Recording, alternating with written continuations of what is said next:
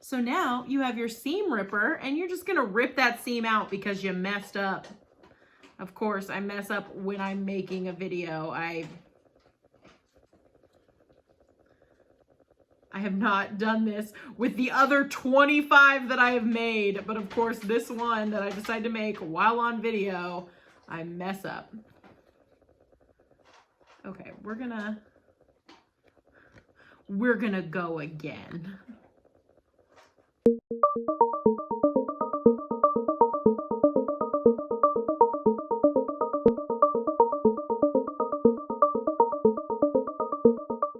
Hey guys, so as promised, I want to do a quick mask making video. I don't really want to call this a tutorial. I'm going to put links to references in the YouTube description. So if you're watching this on Facebook, be sure to click on the YouTube link and look in the description if you want to make one for yourself. So I'm going to just go through really quick how to make some of the masks that we've been making to donate. And right now I'm making some for my family to send to my family. So I'm just going to take you through making one really quick. And again, this is not an original idea whatsoever. I'm sure there's probably a lot of other videos out there that you can find that are a lot better too, but y'all are here. So let's make a mask. Okay, so I've already cut out my pieces, but I will put in the link, it's from Craft Passion. I will put in the YouTube description a link to this pattern. This pattern I'm using is for teenagers and women, but it should fit most people because I've got a big cheeks and fat chin and everything, and it fits me. So I feel like unless you've got a real giant head, this pattern will fit most people, but there is a bigger pattern for men. And I'm using the one that has like the thickest allowance around it.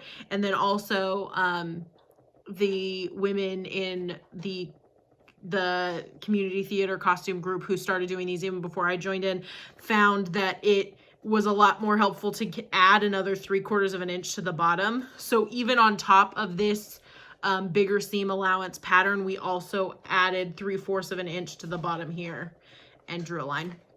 So for every mask, this is a 3-layered mask. For every mask, you will need 6 pieces, 3 right and 3 left. And you will need, so you'll have the 2 pieces that will be your outward facing to the world. So your like pretty pieces. And then you will need 2 pieces to be your liner, which I just have this plain Jane yellow here.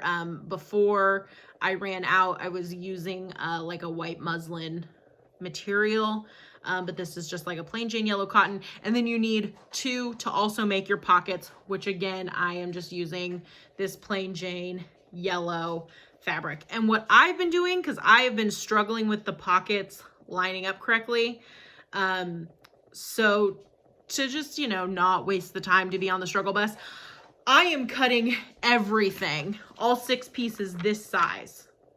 And then what I'm doing is I'm taking, so this one's going to be my pocket, and I'm cutting off a few inches of this part. And if I go from the bottom, which let me get this lined up again. And here I will try to point my camera down at this. It doesn't super like it, but hopefully you can kind of see what I'm doing, and you know, maybe if I didn't lose all my stuff.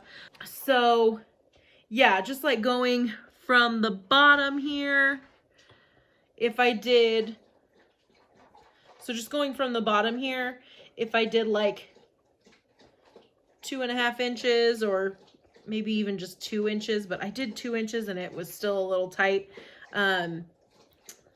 Just kind of doing a line there. I think that'll be good. I think 2 inches is good. I just don't think I cut very straight last time.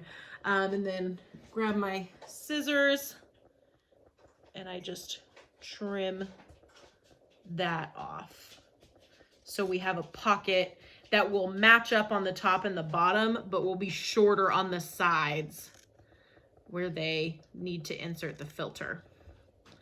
And then that just becomes scrap.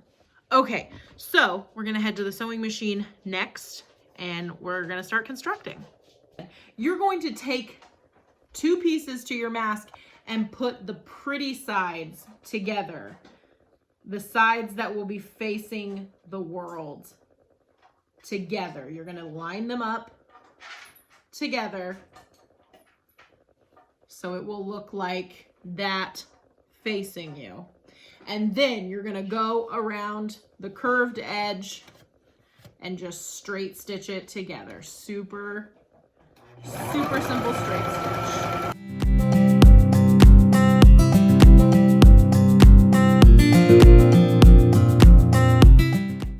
Okay, now your pretty side should look like this with a seam, which there's some leftover from my bad stitching. Let me clean that up. Let me clean that up so you don't see the remnants of my mistake. Here, let me move this back some. Move this up some. Okay. So yeah, your pretty side should have a nice seam in it. And of course my gimbal just died. So now you're propped up on a toolbox. It's no big deal. So where we were just at, your seam on your pretty side is done. Now you're going to be doing the same exact thing for your lining. Now I will say with fabric like this, there's not really a good or bad side. So just put it together and go along that same curved edge of your lining with just a simple straight stitch.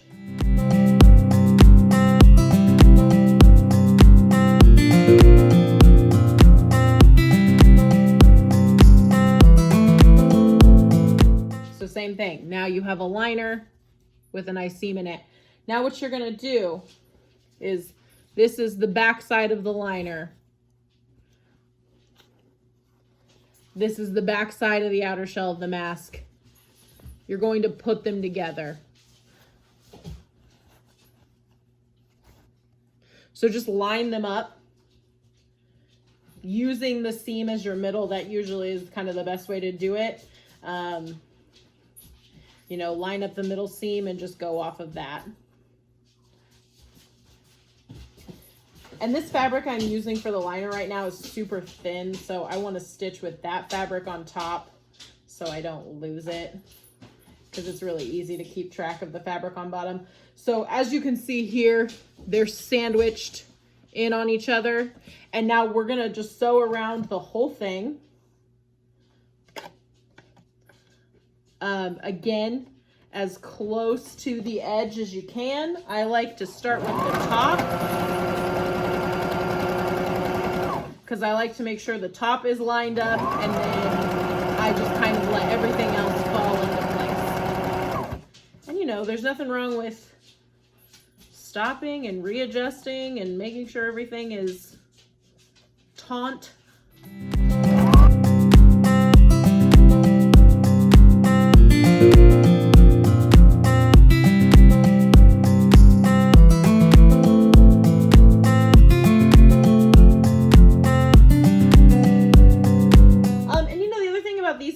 Like, all of these stitches will be hidden in the end product, so like, if they're not absolutely perfect, who cares? And if anyone, listen to me, if anyone is so close to you that they can tell the stitching on your mask is imperfect, they're too close.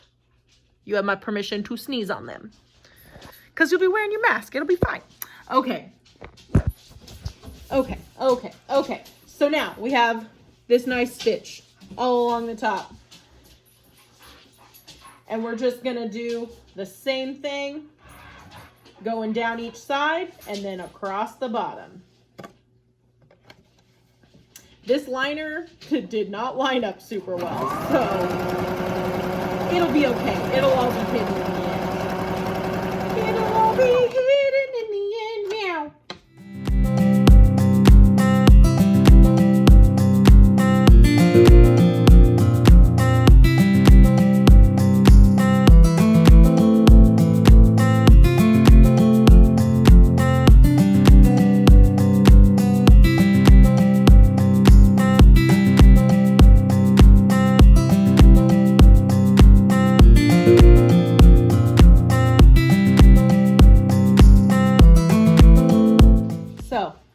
have it, like it's all sewn together on all sides.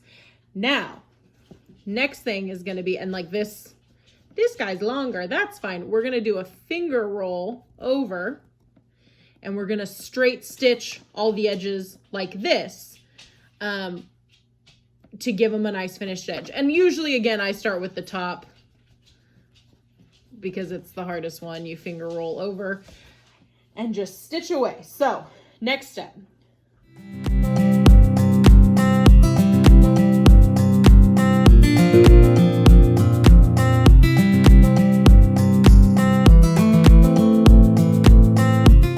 With the top, I usually go about halfway and stop so I can line up the other side and make sure it isn't a complete mess.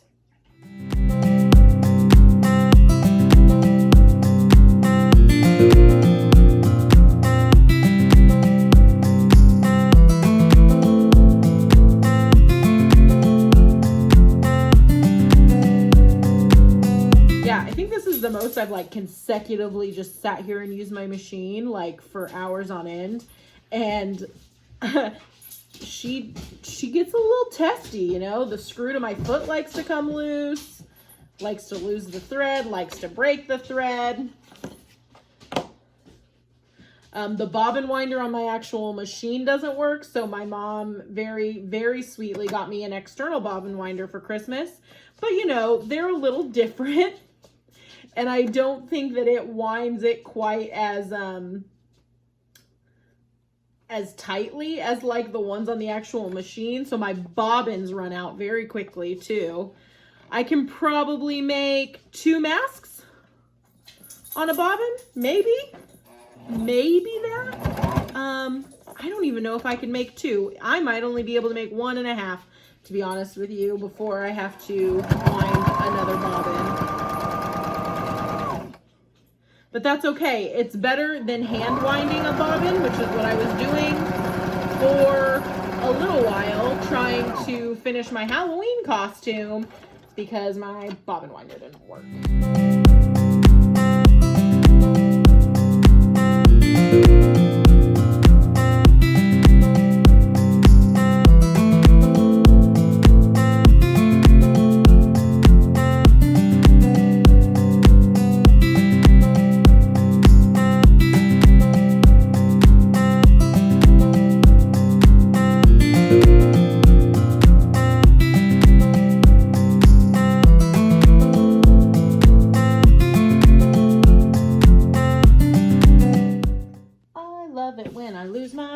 I probably need a thicker needle to go over some of these seams, but I don't have one. So we make do with what we got. Also, if you get a fabric mask, be sure to wash it because there's yahoos like me that lick their thread.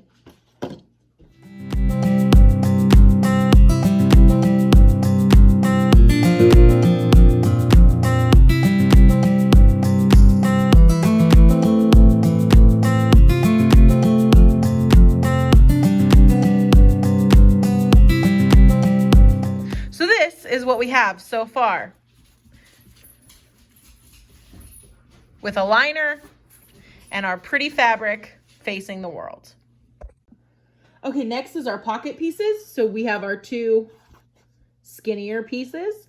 Same thing, you lay them together and just a simple straight stitch. We are going to stitch them together along their outside with the smallest seam allowance that you can do. All right.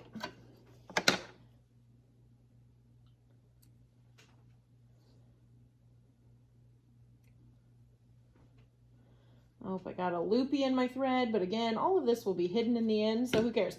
Okay, so same thing with your pocket. You should have a nice nose seam like that. And then you're going to finish the edges just like you did with this. You're going to finger roll the top and bottom. Finger roll the top and the bottom.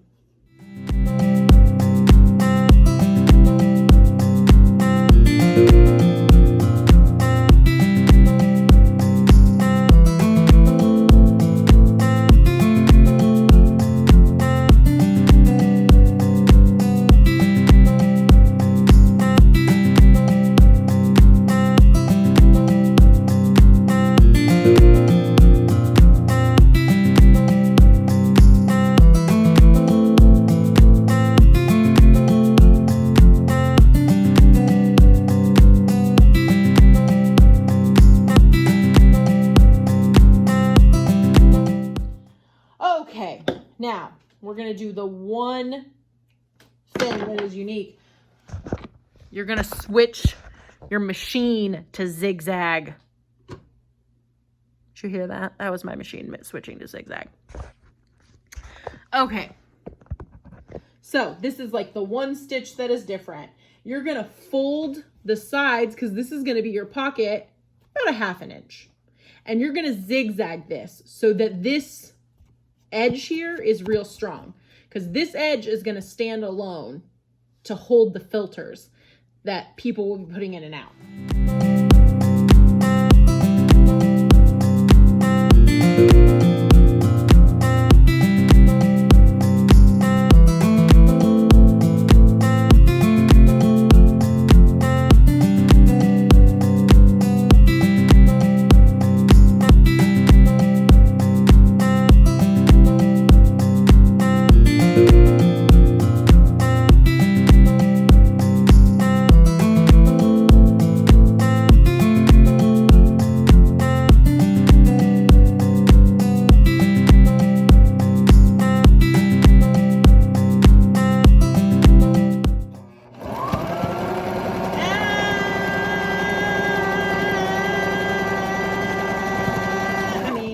You just need to get some anxiety out. That's a great way to do it.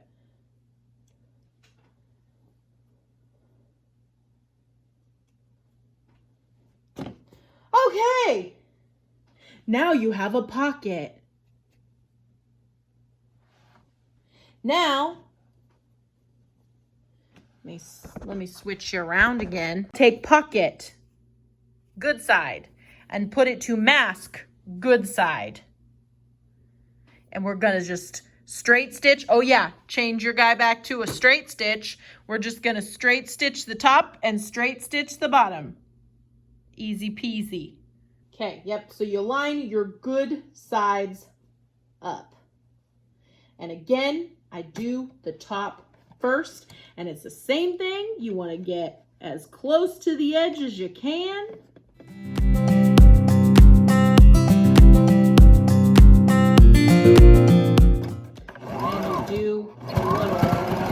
Stitch at the edge so it doesn't come undone. And I forgot to do a back stitch at the beginning, so we'll see how that goes. I'm gonna need to go back and do one because it's already not looking great. Okay, so go back and do a back stitch that you forgot.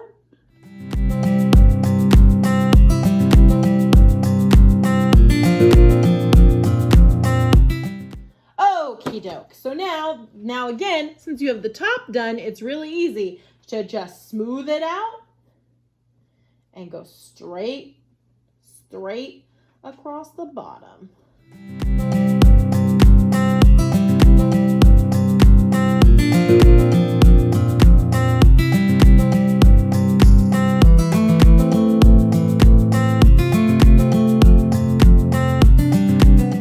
So now you have an inside out mask.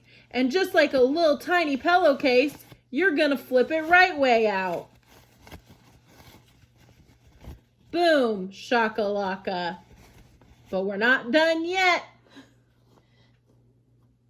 Now you need to top stitch it. And I have just been straight stitching, but it has been pointed out that you can zigzag stitch, you can whatever. But the only zigzag stitch I put on this whole mask is the pocket seams. Everything else is straight stitch. You're gonna get it to the edge like this, and then you're just gonna top stitch it. So, so your edges don't roll. This is the part that everybody sees. But also, again, if anyone is so close to you that they're like, hey, the top stitching on your mask is jacked, you can tell them to Rona right off into the sunset.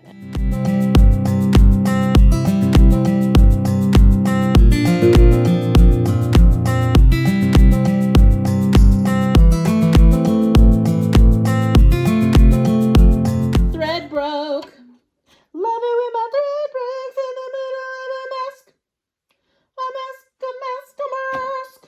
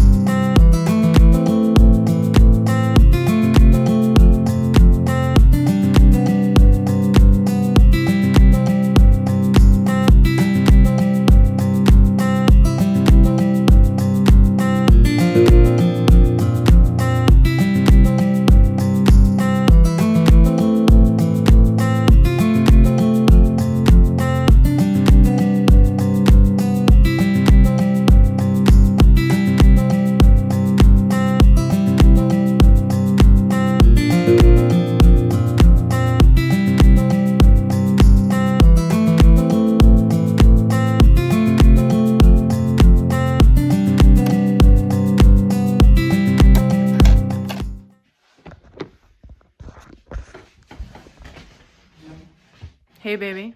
Can I wind your bobbin?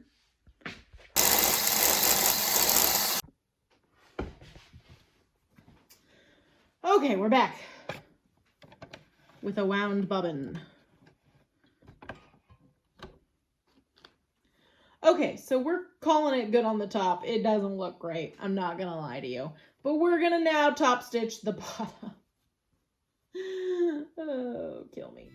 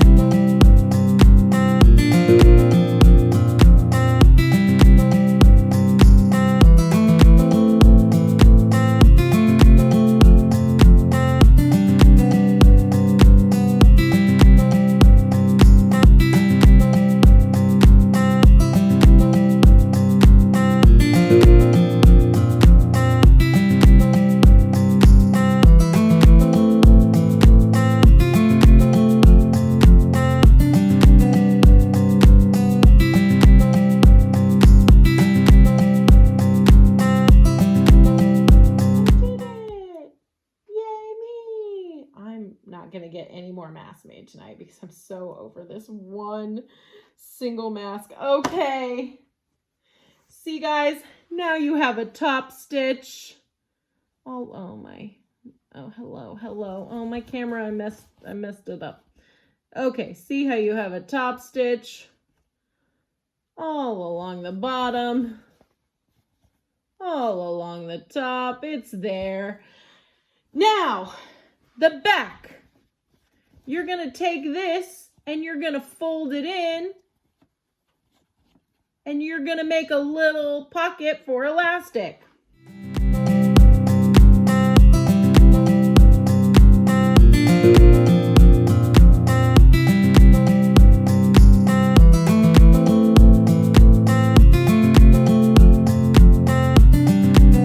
Same thing on the other side.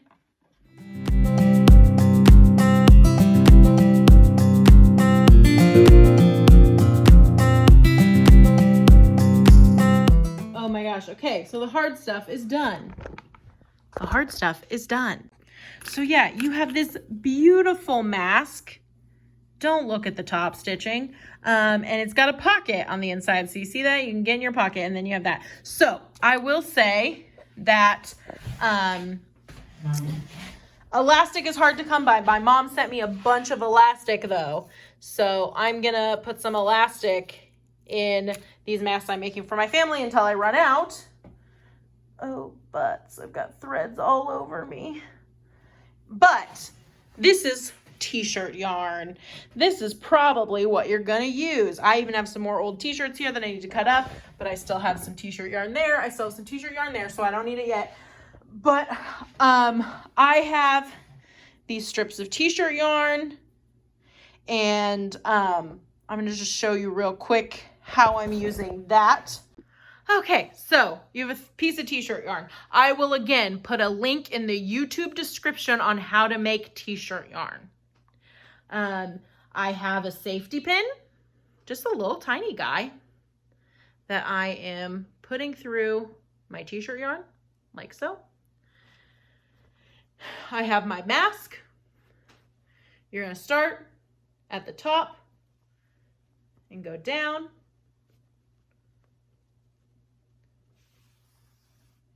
Pull it through. Then you're going to go through the bottom of the other side and go up. Then you can take the safety pin off.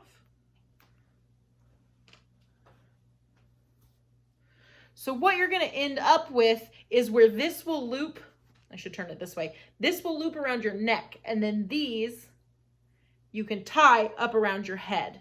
So this one goes around your head instead of going around the ears, because a lot of people have issues with that where it hurts. So that, or, you know, you can put elastic in it, or some people do the elastic loops for the ears. It's kind of your preference there. So that is how you make a pocketed face mask. And this is where you would put a filter if you have access to filters, but if not, a cloth mask is better than nothing. You know, and especially if we normalize masks and other people wear them, because really what you're doing by wearing a mask is you're keeping your own germs to yourself more so than keeping other people's germs from you. But if we normalize wearing masks and everybody starts wearing masks when, you know, they're in the grocery store and those kinds of things, we're going to protect each other. So that's why this is important. And again, I don't take any credit for this idea here. The amazing Jen, our fearless sociopath leader, kind of initiated it, and she did test runs. She tried different designs. She worked with medical professionals here in our area to kind of find the ones that worked the best for them. And that's what they started. And I don't remember how many donations they made to the area hospital and the area nursing homes, but I think it was towards like the 500. I might be exaggerating, but I really think that it was towards like 500-ish masks. And now we're making masks to donate to the public. But right at this minute, I'm making some masks to send to my family. I made 23 masks. Yeah, I made 23 masks that I donated to the public. And so I'm making a few for my family, and then I will go back to making masks to donate for the public. So I know I've posted this on my Facebook. I know I've had some people comment, but if you have material that you want to donate to the cause, you know, let me know, because it's really hard right now. Craft stores are closed. Like I said, elastic is a hot commodity. My mom sent me some she had stashed. So, you know, it just depends. And I hope you guys enjoyed this video. Let me know if you have any questions, and I'll see you next time. Bye.